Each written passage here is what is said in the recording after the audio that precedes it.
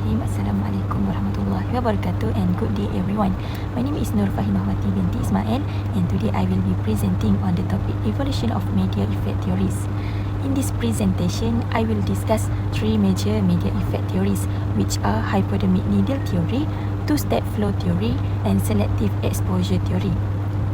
These theories explain how media influence audience and how our understanding of media effect has evolved over time, from passive audience to more active and selective media user.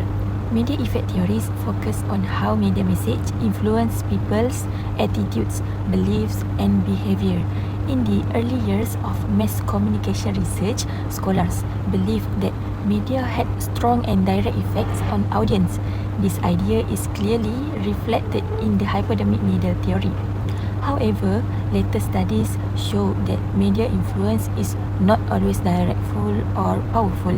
This led to development of the two-step flow theory, which highlights the importance of social interaction and opinion leaders.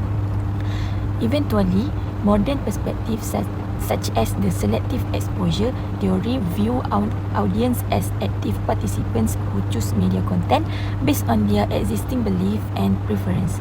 Overall, these theories show a shift from powerful media effect to limited and selective media effect.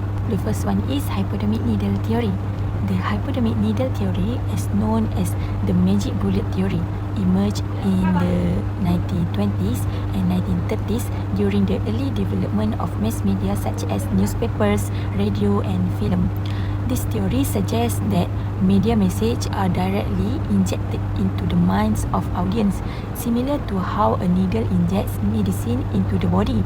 Audience are seen as passive, accepting message without questioning them. According to this theory, media has a powerful, immediate, and uniform effect on all individuals. Everyone is expected to respond to media message in the same way. A well-known example is in the 1938 radio broadcast of War of the World, which caused public panic because many listeners believed the broadcast was real. In summary, the hypodermic needle theory views media as extremely powerful in shaping public opinion and behavior. Second is two-step flow theory. The two-step flow theory was introduced in the 1940s by Paul Lazarsfeld and his colleagues through studies on voting behavior. This theory argues that media effects do not occur directly from the media to the audience. Instead, information flows in two steps. First, media message reach opinion leaders who are individuals that are more informed and influential within their communities.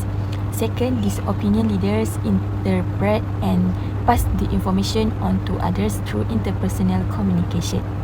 This theory emphasizes the role of social relationships and personal influence, showing that media effects are more limited than previously assumed. And the last one is selective exposure theory. The selective exposure theory developed from the 1915 onwards as research began to recognize audience as active and rational decision makers. This theory explains that individuals prefer media content that supports their existing beliefs, attitudes, and values while avoiding content that challenges them. For example, people often choose news sources that align with their political views and ignore opposing perspectives. In today's digital and social media environment, this theory is highly relevant because users can easily select, filter, and customize the content they consume. This shows that audience are not passive recipients but active and selective media users. In conclusion, the evolution of media effects theories reflects major change in how scholars understand the relationship between media and audience. The hypodermic needle theory presents audience as passive. The two-step flow theory highlights the importance of social influence, and the selective exposure theory recognizes audience as active participants. In the modern media landscapes, especially with the rise of social media, selective exposure theory is particularly relevant. Understanding these theories help us become more critical, aware and media literate individuals.